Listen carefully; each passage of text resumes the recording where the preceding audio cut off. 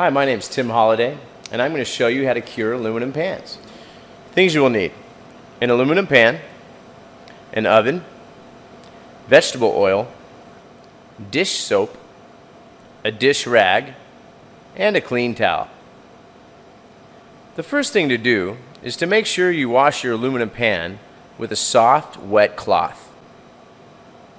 Use hot, soapy water, but do not soak the pan in the water.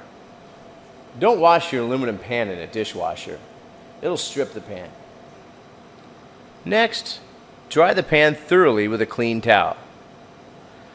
Use a paper towel to wipe some vegetable oil onto the pan, making sure that the entire cooking surface is covered.